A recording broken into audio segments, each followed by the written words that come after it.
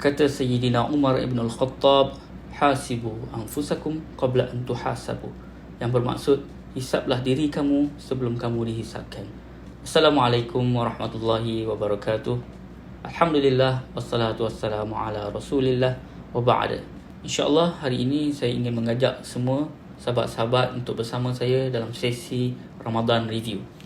Adakah Ramadan sudah berakhir?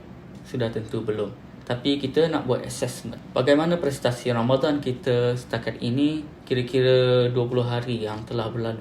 Saya fikir ini adalah satu step yang paling penting untuk kita sama-sama muhasabah diri kita dan melihat adakah kita bersedia untuk menempuh the final stage of Ramadan ataupun 10 malam yang terakhir.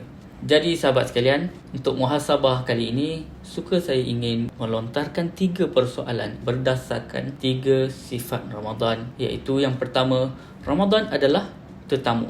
Sahabat sekalian, hari ini kita berada dalam situasi yang sukar dan tidak menyenangkan. Iaitu suatu norma yang baru dalam kehidupan kita di musim PKP ini ataupun Perintah Kawalan Pergerakan, di mana kebanyakan daripada kita terpaksa berada di rumah masing-masing. Dalam masa ini tidaklah menjadi suatu yang normal sekiranya kita menerima tetamu. Tetapi sedar ataupun tidak, hari ini kita telah menerima tetamu yang paling istimewa, iaitu Ramadan yang telah menetap di rumah kita ni selama lebih kurang 20 hari. Bila berbicara tentang tetamu, dia ada 2 kategori tetamu, iaitu kategori yang pertama adalah tetamu yang dinanti-nantikan, yang mana bila hadirnya tetamu ini, dia diraikan dengan penuh penghormatan dan penuh keseronokan. Manakala tetamu kategori yang kedua adalah tetamu yang tidak diundang, iaitu kehadirannya membawa kekusutan kepada kita dan kita asyik memikirkan bilalah tetamu ini nak pulang. Jadi persoalan yang pertama adalah, sekiranya Ramadan itu tetamu bagi kita, Ramadan itu tetamu yang mana satu? Sama-sama kita fikirkan. Jadi kita pergi ke sifat Ramadan yang kedua, iaitu Ramadan adalah satu akademi. Sebagai contoh, universiti sebagai satu institusi pengajian. Kalau kita masuk universiti, apa matlamat kita? Matlamat dia tidak lain tidak bukan adalah untuk mencapai kejayaan dengan mendapat ijazah sama ada first class ataupun second class apa. Tetapi sebagai contoh, kalau 10,000 orang masuk universiti, adakah 10,000 yang sama akan mencapai matlamat yang telah ditetapkan waktu dia keluar daripada universiti itu? Sudah tentu realitinya tidak. Kenapa berbeza? Sebabnya orang yang berjaya adalah orang yang masuk ke dalam universiti dan dia jelas dengan matlamat dia dan dia berusaha untuk mencapai matlamat tersebut. Manakala orang yang tidak berjaya pula adalah orang yang masuk ke dalam universiti mungkin memiliki matlamat yang sama, tetapi usahanya tidak setimpal dengan apa yang dia nak capai. Begitu jugalah dengan Ramadan.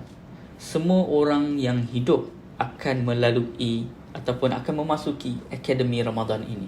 Matlamat di akhir Ramadan ini adalah untuk mencapai martabat taqwa, seperti mana yang telah digariskan dalam surah Al-Baqarah ayat ke-183 yang berbunyi, a'udzubillahi minasyaitonirrajim, ya ayyuhalladzina amanu kutiba alaikumus-siyamu kama kutiba alal ladzina min qablikum la'allakum tattaqun. Yang bermaksud, wahai orang yang beriman, diwajibkan ke atas kamu untuk berpuasa seperti mana yang telah diwajibkan kepada kaum sebelum kamu. Mudah-mudahan kamu menjadi orang-orang yang bertakwa. Jadi kata kunci di sini adalah la'allakum, iaitu mudah-mudahan. Jadi tidak semua orang akan mencapai matlamat ini. Sekiranya kita masuk ke dalam Ramadan ini dengan tidak jelas matlamat yang ingin dicapai, sudah tentu usaha kita juga tidak akan menuju ke arah yang betul, dan kita membuang masa kita dengan perkara-perkara yang tidak berfaedah.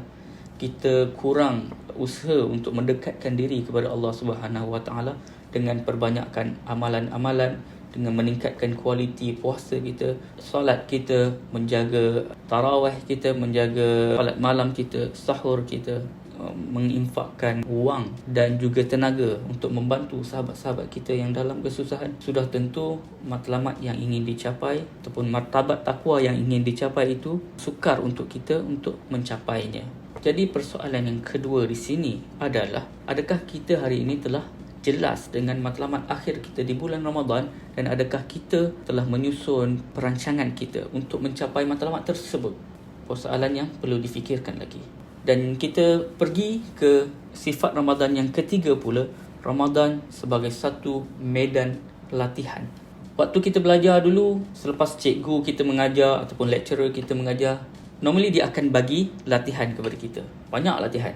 Dan kita perlu menghabiskan latihan-latihan tersebut. Sebab apa diberi latihan ini? Sebab supaya kita terbiasa dengan ilmu yang kita dapat tu.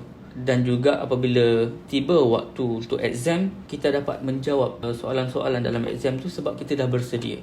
Jadi siapa yang tak buat latihan-latihan tu, selalunya dia tidak akan dapat untuk menjawab soalan-soalan exam nanti. Jadi core dalam latihan ini adalah disiplin. Disiplin dalam melakukan latihan tersebut. Begitu juga dalam Ramadan. Jadi persoalan yang ketiga adalah, sekiranya Ramadan ini adalah medan latihan bagi kita, adakah kita telah memaksimalkan usaha dan disiplin kita untuk sentiasa konsisten dalam ibadah harian kita? Jadi sahabat sekalian, apa yang perlu kita lakukan sekarang? Yang pertama sekali, Ramadan itu tetamu bagi kita. Sekiranya 20 hari yang telah berlalu, lebih kurang, sekiranya kita tidak menghormati Ramadan dalam 20 hari yang lalu, maka kita istighfar kepada Allah Subhanahu Wa Taala dan kita layanlah tetamu kita yang istimewa ini, yang penuh barakah ini dengan penuh penghormatan dan juga penuh keseronokan dalam pesta-pesta ibadahnya. Dan yang kedua, Ramadan ini adalah satu akademi. Sekiranya kita masuk Ramadan ini dengan tiada matlamat dan hala tuju yang jelas, maka kita istighfar kepada Allah Subhanahu Wa Taala dan kita jelaskan matlamat akhir kita, dan seterusnya kita susunlah urusan harian kita. Kita susunlah sebaik mungkin urusan kita, ibadah kita dalam usaha kita untuk mencapai matlamat yang telah kita impikan. Dan yang ketiga, Ramadan adalah satu medan latihan. Sekiranya kita selama ini dah ada perancangan tapi asyik gagal untuk memenuhi perancangan yang kita ada itu, maka kita kena istighfar kepada Allah Subhanahu Wa Taala dan kita buat comeback dalam 10 malam yang terakhir ini untuk kita lebih berdisiplin dan kita istiqamah dalam perancangan yang telah kita susun untuk amalan harian kita. Mudah-mudahan ia akan menjadi satu tabiat kepada kita biarpun Ramadan akan berlalu kelak.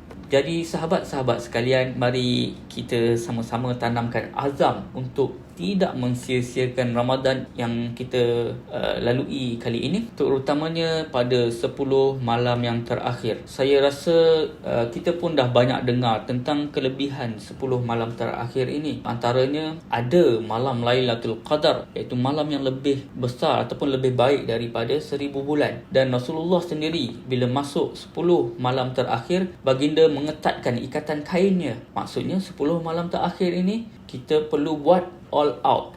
InsyaAllah kita sama-sama boleh melakukannya.